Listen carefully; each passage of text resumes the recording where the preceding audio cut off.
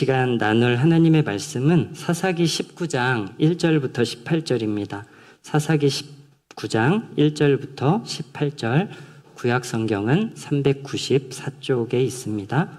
우리 찾은 후에 한 절씩 교독하도록 하겠습니다.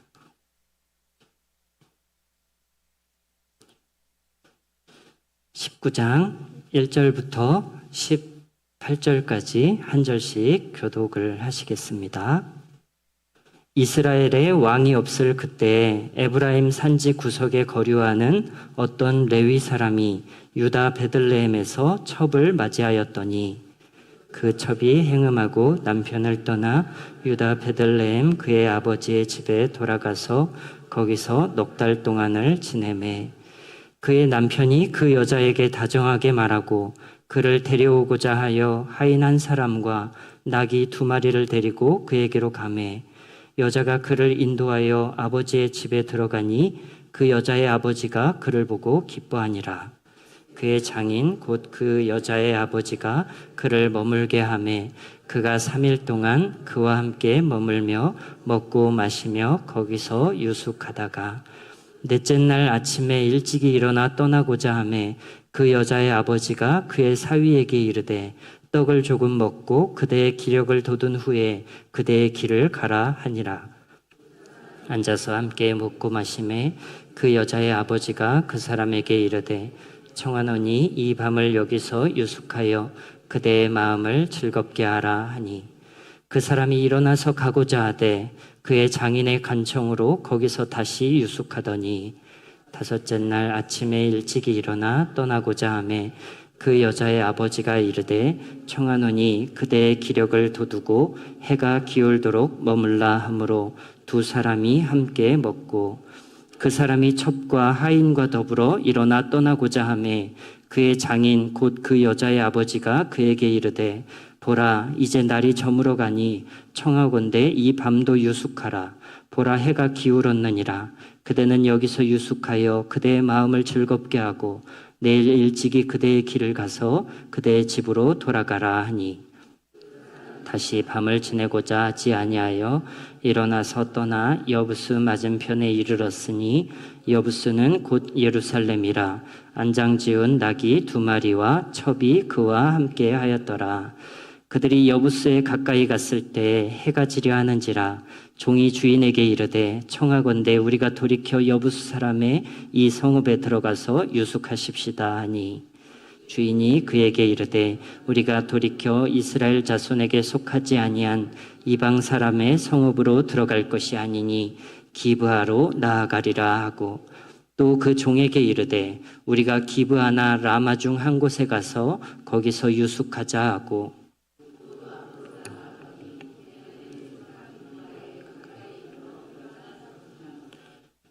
기브아에 가서 유숙하려고 그리로 돌아 들어가서 성읍 넓은 거리에 앉아 있으나 그를 집으로 영접하여 유숙하게 하는 자가 없었더라. 저녁 때 한 노인이 밭에서 일하다가 돌아오니 그 사람은 본래 에브라임 산지 사람으로서 기브아에 거류하는 자요 그곳 사람들은 베냐민 자손이더라. 노인이 눈을 들어 성읍 넓은 거리에 나그네가 있는 것을 본지라. 노인이 묻되 그대는 어디로 가며 어디서 왔느냐 하니 그가 그에게 이르되 우리는 유다 베들레헴에서 이 에브라임 산지 구석으로 가나이다. 나는 그곳 사람으로서 유다 베들레헴에 갔다가 이제 여호와의 집으로 가는 중인데 나를 자기 집으로 영접하는 사람이 없나이다. 아멘. 오늘 저는 여러분과 너무 울리는 것 같습니다. 오늘 저는 여러분과 사사기에 대한 이야기를 나누고 싶습니다.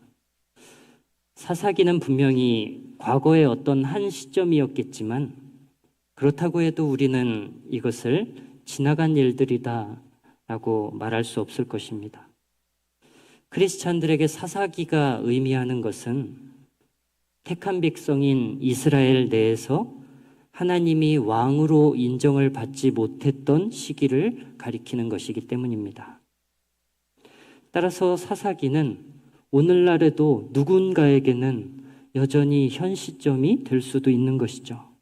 택한 백성인 우리에게 있어서 하나님이 내 삶의 왕으로 계시지 않는다면 얼마든지 우리는 개인적인 사사기, 개인적인 암흑기를 보낼 수 있기 때문입니다. 성경 전체를 통틀어서 성경 전체를 통틀어서 사사기가 가장 어두운 시대에 해당이 된다면 특별히 이 사사기 19장은 이 암흑기 가운데서도 가장 처참한 시간이었다고 할 수 있습니다. 사사기 19장이 더 우리의 마음을 아프게 하는 것은 20장부터 나오는 이스라엘의 분열과 깨어짐이 고작 이 한 사람, 19장에 나온 오늘 이 본문에 나온 이 레위인 한 사람으로부터 시작되는 것이기 때문이죠. 그가 거대한 악의 시발점이 되고 있습니다.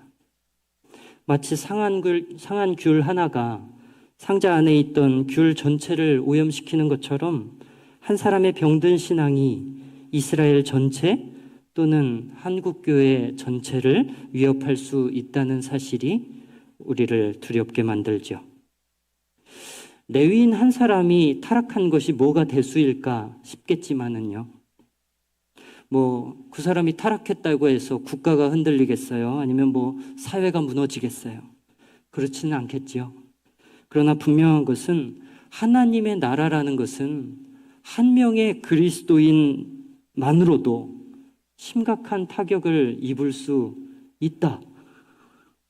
한 명으로도 휘청할 수 있다는 것을 오늘 본문이 보여주는 거죠.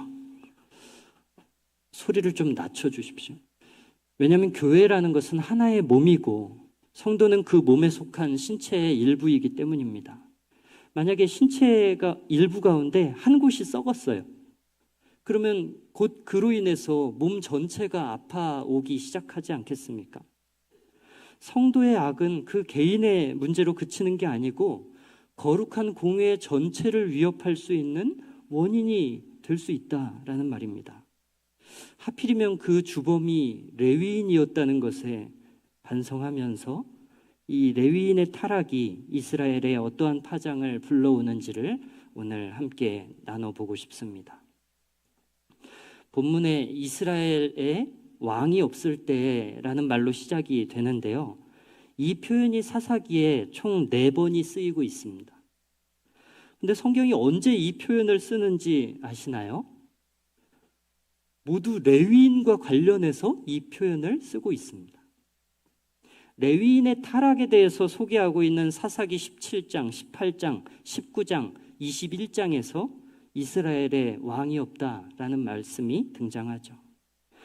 하나님이 이스라엘에게는 왕이 없다고 느끼셨던 그 때가 언제냐는 거예요.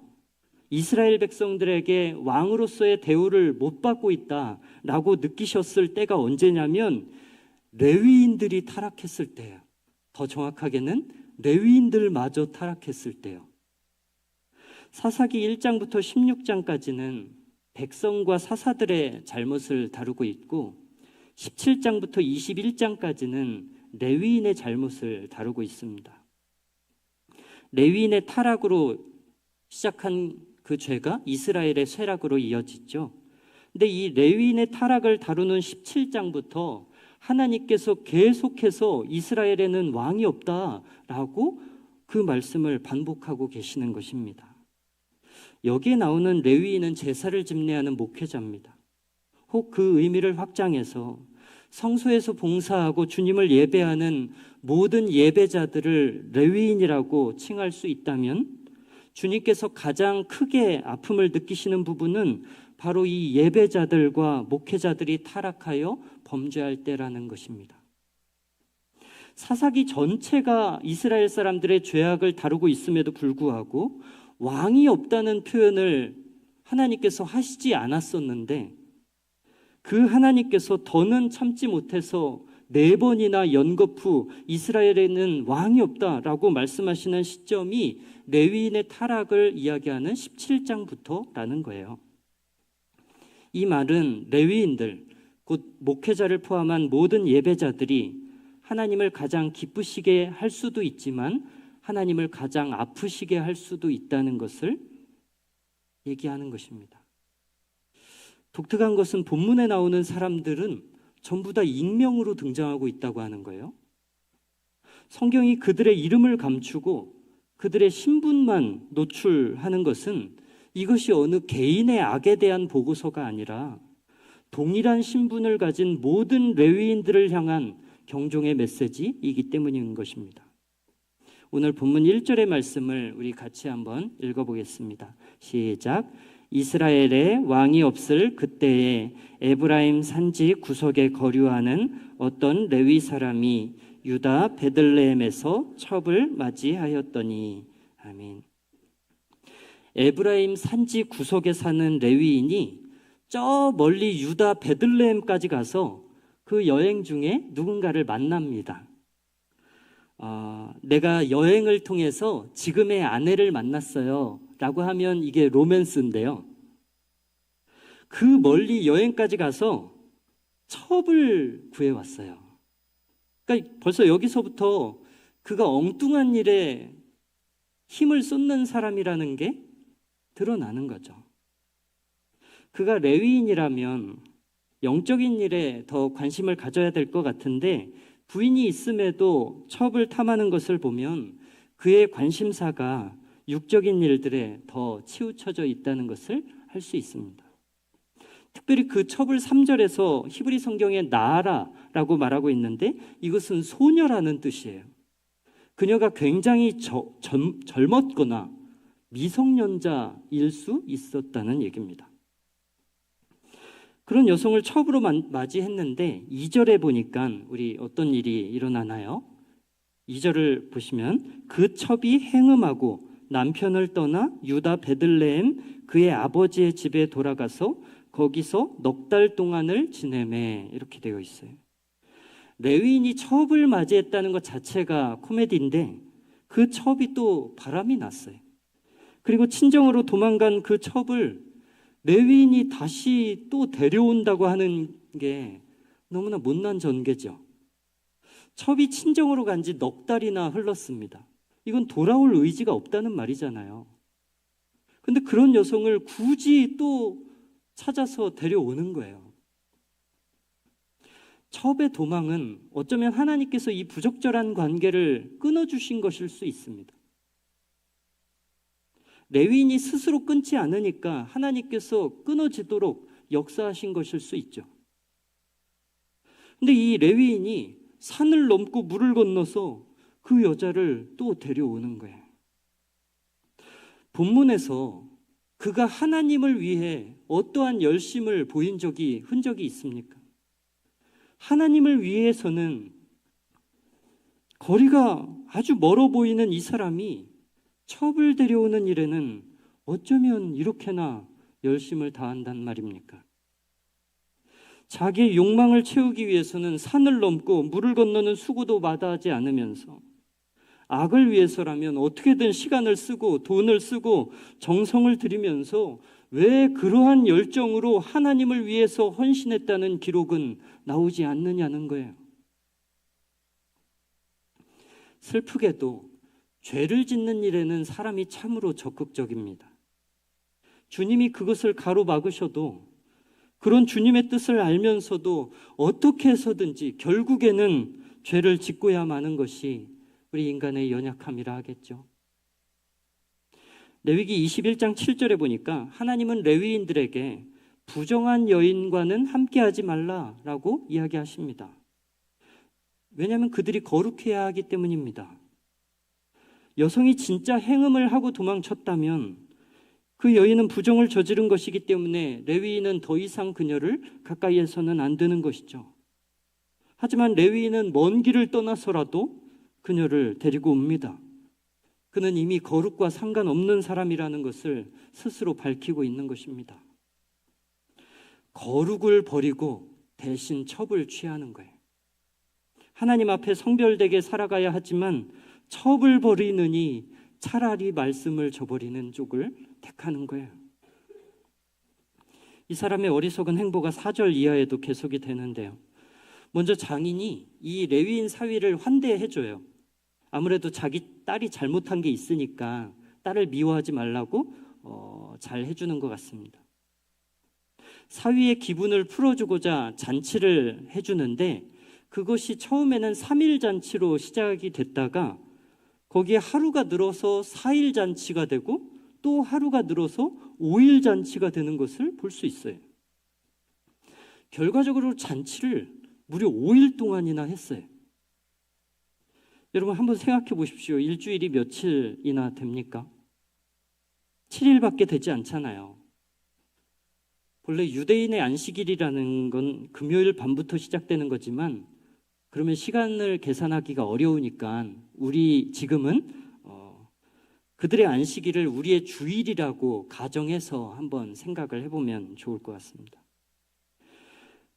이 제사장이 주일이 끝나고 월요일부터 이 여인을 찾으러 베들레헴으로 출발했다고 하면 가는데 하루를 다 소비했을 것이고 월요일 밤에 도착을 했다고 쳐도 월, 화, 수, 목, 금 이 금요일 밤까지 5일 동안 잔치만 벌인 거예요.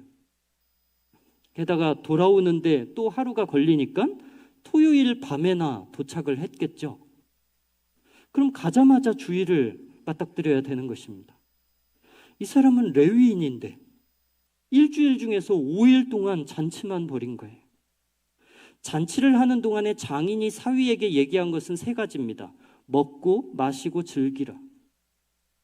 그러니까 이 레위인은 가는 길 오는 길 그 이동 시간을 뺀 나머지 5일을 먹고 마시고 즐긴 일에 다 써버리는 거예요. 오늘날로 표현하면 그가 이제 와서 내일 말씀을 전해야 되는데 주일에 설교를 해야 될 것인데 혹은 예배에 참여해야 될 것인데 이 한 주간 동안 삶으로 준비했어야 될 제물로서의 시간이라는 건 전혀 없고 일주일 내내 먹고 마시며 즐기다가 더 이상 미룰 수 없게 되었을 때에 주일이 코앞에 닥쳐서야 이제는 진짜 가야 됩니다 하고 일어나서 온 거예요. 허겁지겁 주일을 맞이합니다. 이게 뭐죠? 그의 어느 부분에서 레위인다움을 찾을 수 있습니까? 일주일 내내 세상을 즐기고 먹고 마시고 탐닉하다가 주일이 되어서야 정장을 딱 차려입고 하나님이 예배하는 자들을 찾으십니다. 이야기하면 그것으로 충분한 것입니까? 그가 예배를 아무리 잘 드리고 혹은 설교를 아무리 잘한다고 한들 그러한 일주일의 결산으로서의 주일을 하나님이 과연 기쁘게 받으셨겠느냐는 말입니다. 그에게는 안식일이 우리 표현으로 주일이 한 주간 동안 준비해온 날이 아니고 한 주 동안 기다리며 준비해온 그 은혜로운 날이 아니고 마치 이 주일로 인해서 한창 재밌었던 잔치의 흥이 깨지는 것 같은 마치 주일로 인해서 한참 재미있었던 잔치가 중단되는 것 같은 느낌을 주고 있습니다. 한참 재밌었는데 시간이 다 돼가지고 어쩔 수 없이 끊고 온 것입니다. 그런 그가 드리는 예배가 얼마나 진실되었겠으며 그런 그가 드리는 경배가 사실상 무슨 의미가 있느냐는 것이죠.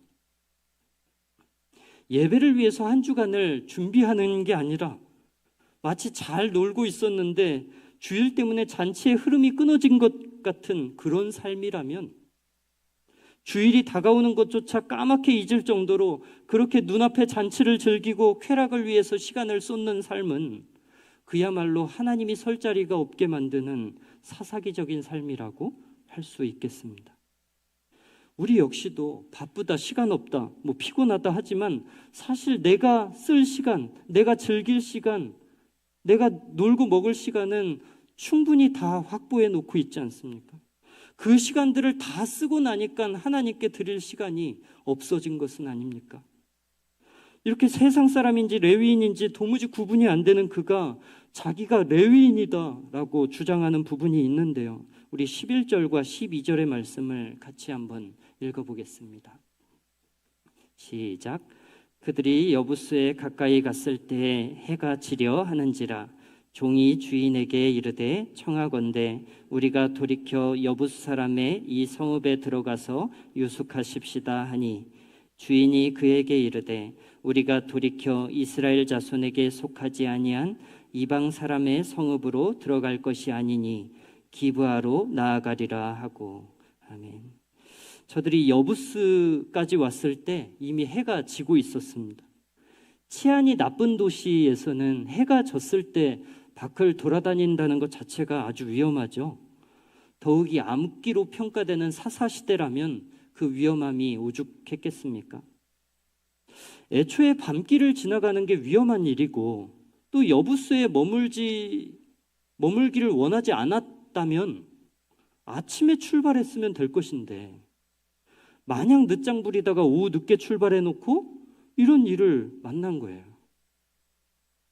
그래서 종이 레위인에게 날이 더 어두워지면 위험하다.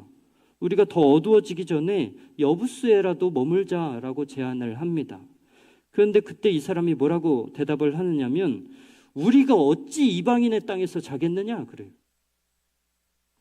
분위기상 아마도 이 사람이 종을 나무랐을 것이라는 생각이 듭니다. 너 이스라엘 사람 아니야? 어떻게 이방인의 땅에서 머물 생각을 해?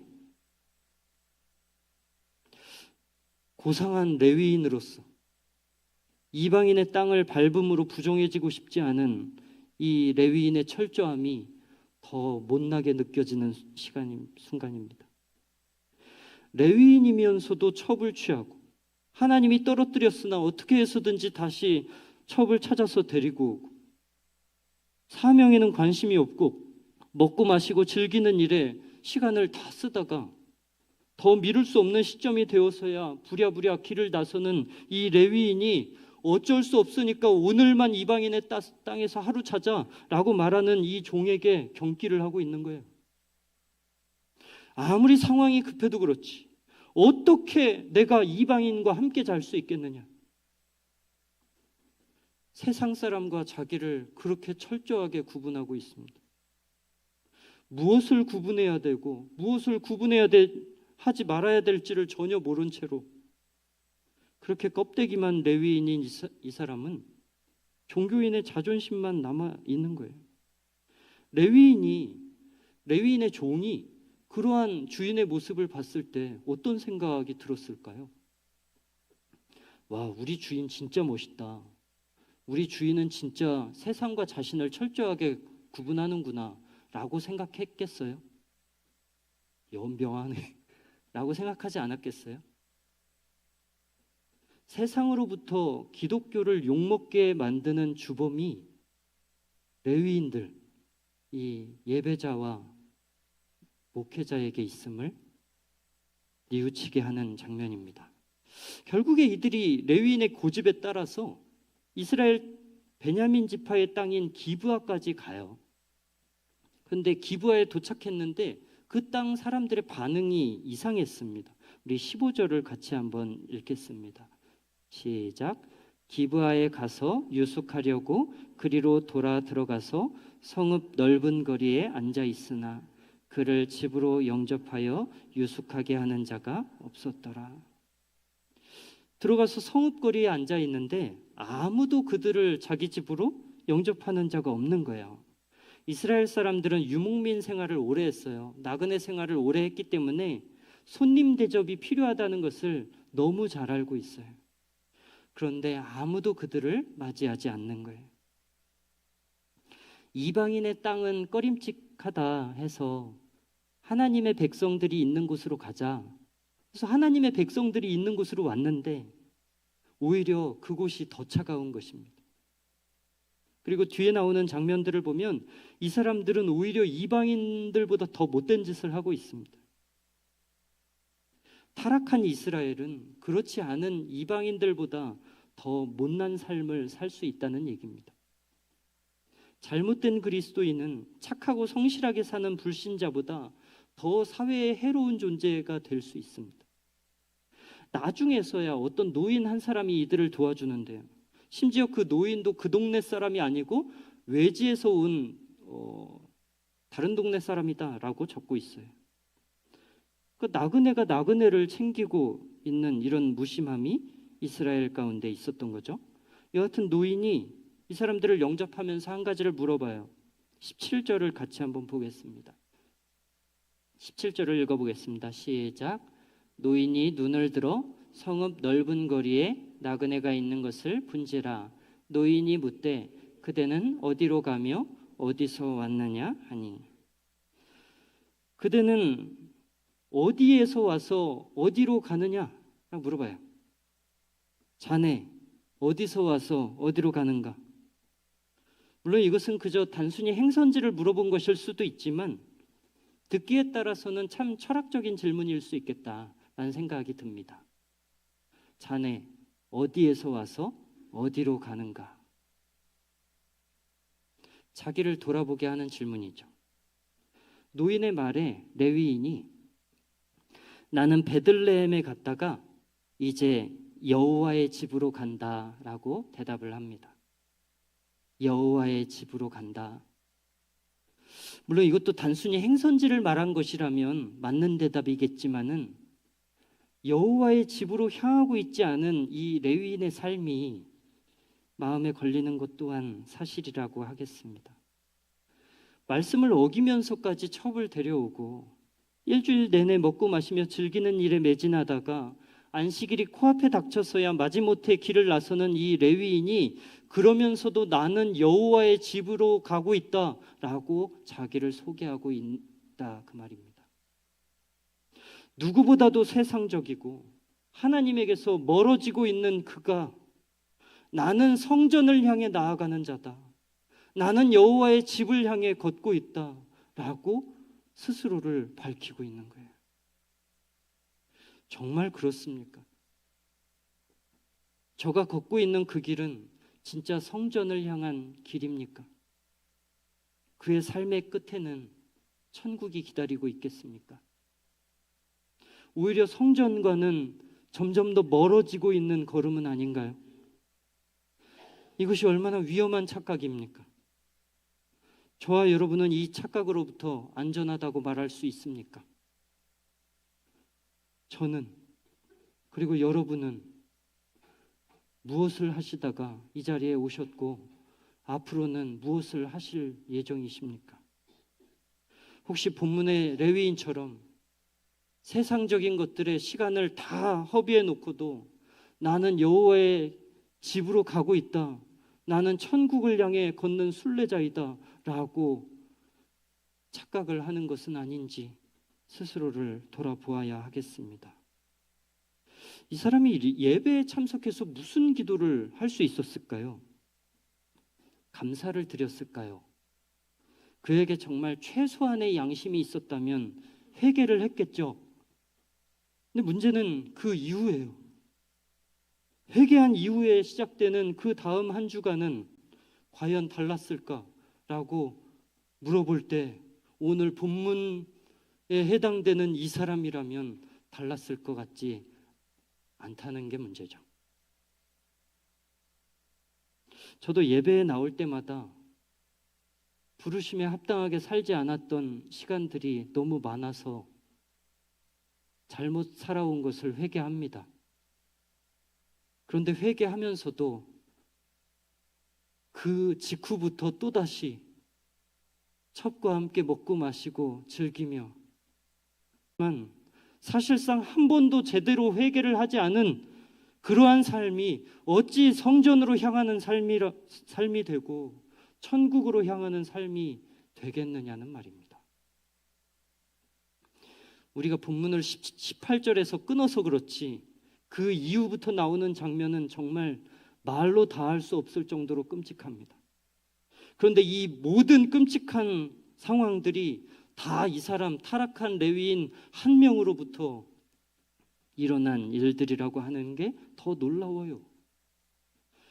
여러분, 한국교회가 연합해서 우리 단체로 손을 잡고 우리 망하는 길을 걷자라고 할 때 망하면 좀 이해가 되는데, 딱 한 사람, 예배하는 딱 한 사람이 잘못된 걸음을 걸었을 때 이스라엘에 얼마나 큰 피해를 가져오는가를 오늘 본문이 이야기하는 것을 보면 너무 무섭다는 거예요.